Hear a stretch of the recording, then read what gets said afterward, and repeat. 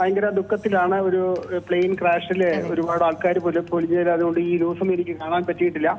എങ്കിലും ഞാൻ ഇത് കാട്ടിനകത്ത് വെച്ച് ശരിക്കും കാട്ടിനകത്ത് നമ്മൾ പോകുന്ന സമയത്ത് ഇവർക്കൊക്കെ ഈ ആദിവാസി സ്ത്രീകൾക്കോ അല്ലെങ്കിൽ അവരുടെ ആൾക്കാർക്കോ എല്ലാം അറിയാൻ സാധിക്കും ആനയുണ്ടെങ്കിൽ എന്ത് ചെയ്യണമെന്ന്. ഇവിടെ എന്താ സംഭവിച്ചതെന്ന് നമുക്ക് എക്സാക്റ്റ് ആയിട്ട് പറയാൻ സാധിക്കുന്നില്ല.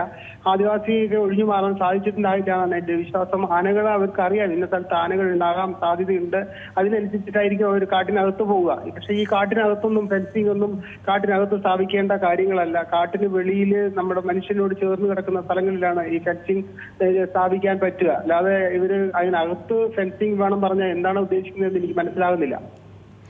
നിലവിൽ ഇങ്ങനെ ഒരു സാഹചര്യം ഉണ്ടാകുകയാണെങ്കിൽ ഇവർക്ക് എന്താണ് കൃത്യമായ നിർദ്ദേശങ്ങളൊക്കെ നൽകിയിട്ടുള്ളത്? ആദിവാസി സമൂഹത്തിനൊക്കെ ഇങ്ങനെ വനവിഭവങ്ങളൊക്കെ ശേഖരിക്കാൻ പോകുമ്പോൾ ഒരു അക്രമം ഉണ്ടായിക്കഴിഞ്ഞാൽ അത് ഇവര് എനിക്ക് പറയുന്ന ഒരാളായിട്ട് ഇവര് ശേഖരിക്കാൻ പോകുന്നത് തന്നെ തെറ്റാണ്. ഇവര് കൂട്ടത്തോടെ 2-3 പേര് ആയിരിക്കും മിക്കവാറും പോകേണ്ടത്. അപ്പൊ അവർക്ക് ഒഴിഞ്ഞു മാറാൻ ഒരാളുടെ കണ്ണിൽ അല്ലെങ്കിൽ വേറൊരാളുടെ കണ്ണിൽ ഇത് പെട്ട് കഴിഞ്ഞാൽ നമുക്ക് ആനയുടെ സ്ഥലത്ത് നമ്മൾ പോകണ്ട എന്ന് പറഞ്ഞ് വഴിമാറി പോകാൻ ഇവർക്ക് സാധിക്കും. പണ്ടും ഇങ്ങനെ തന്നെയാണ്. 10-25 കൊല്ലം മുമ്പ് ഞാൻ എന്റെ അനുഭവത്തിൽ ഇതുപോലെ ഇഷ്ടംമാതിരി സംഭവങ്ങൾ നടന്നുകൊണ്ടിരിക്കുന്ന സംഭവങ്ങളാണ്. ഈ ആനകളും മനുഷ്യരും തമ്മിലുള്ള കോൺഫ്ലിക്റ്റ് കാലാകാലങ്ങളായി നടക്കുന്നതാണ്. ഇതൊന്നോ ഇന്നലെ തുടങ്ങിയൊന്നും അല്ല. അപ്പൊ ഇവർക്ക് ഈ വനവിഭവങ്ങൾ ശേഖരിക്കാൻ പോകുമ്പോൾ ഒറ്റയ്ക്ക് കാട്ടിനകത്ത് ഒറ്റയ്ക്ക് പോകണ്ട എന്നുള്ളത് ഇവർക്ക് അറിയാൻ സാധിക്കേണ്ടതും അങ്ങനെ പെരുമാറേണ്ടതുമാണ്. എല്ലാം എനിക്ക് ഗവൺമെന്റ് ചെയ്തു തരട്ടെ, അല്ലെങ്കിൽ അവിടെ ചെയ്തു തരട്ടെ, ഇവിടെ ചെയ്തു തരട്ടെ എന്ന് പറഞ്ഞ് നടന്നാൽ കാര്യങ്ങൾ നടക്കില്ല എന്നാണ് എന്റെ വിശ്വാസം. നിലവിലെ ഒരു സാഹചര്യത്തിൽ ഇവർ കുടുംബമായിട്ടാണ് പോയതെന്നാണ് മനസ്സിലാക്കാൻ സാധിക്കുന്നത്. ഭർത്താവിനും പരിക്കേറ്റിട്ടുണ്ട്, 2 മക്കളും ഉണ്ട് എന്നുള്ളൊരു കാര്യമാണ്. മക്കൾ ഓടി രക്ഷപ്പെട്ടു, പക്ഷേ ഭർത്താവിന് ഗുരുതരമായി പരിക്കേറ്റു. മങ്ങിയ ഒരു കാഴ്ചയായിരുന്നു, അല്ലെങ്കിൽ എന്താ മഞ്ഞ് വീണ് കിടക്കുകയായിരുന്നു, അതുകൊണ്ട് കണ്ടില്ല. അങ്ങനത്തെ ഒരു കാര്യങ്ങളാണ് പറയുന്നത്.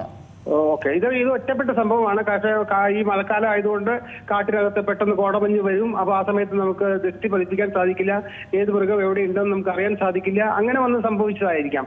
ഒരു ഒറ്റപ്പെട്ട സംഭവമായിട്ട് നമുക്ക് ഇതിനെ കരുതാൻ സാധിക്കുള്ളൂ. ഒരു കരുതൽ എടുക്കണം. കൂട്ടമായിട്ട് മാത്രമേ ഇങ്ങനെ വനവിഭവങ്ങളൊക്കെ ശേഖരിക്കാൻ പോകാവൂ അല്ലേ? പ്രത്യേകിച്ച് ഈ മഴക്കാലത്ത് ഏത് സമയത്തും കോടമഞ്ഞ് കാട്ടിനകത്ത് വരാം.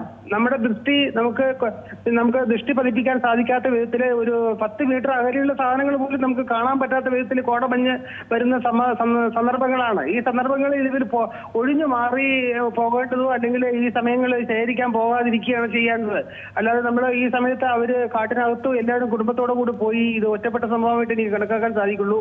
അത് പെട്ടെന്ന് വന്നത് അവരുടെ നിർഭാഗ്യമെന്നേ എനിക്ക് പറയാൻ സാധിക്കുള്ളൂ. ഈ മഴക്കാലത്തൊക്കെ ഇത്തരത്തിൽ ഈ വനവിഭവം ഒന്നും ശേഖരിക്കാൻ പോകരുത് എന്നുള്ളതാണ് നിർദ്ദേശം. അതെ, നിർദ്ദേശം. അതുകൊണ്ട് അവരെ ഗവൺമെന്റ് സഹായിക്കണം. ഈ സമയത്ത് അവർക്ക് വേണ്ട ആഹാരം വെച്ച് പാകം ചെയ്യുന്നതിനും മറ്റുള്ള കാര്യങ്ങളെല്ലാം ഗവൺമെന്റ് ആ സമയത്ത് ചെയ്തു കൊടുക്കണം എന്നാണ് അത് സാധാരണ കാലാകാലങ്ങളായി ചെയ്യുന്നുണ്ട് എന്നുമാണ് എനിക്ക് മനസ്സിലാക്കാൻ സാധിക്കുന്നത്.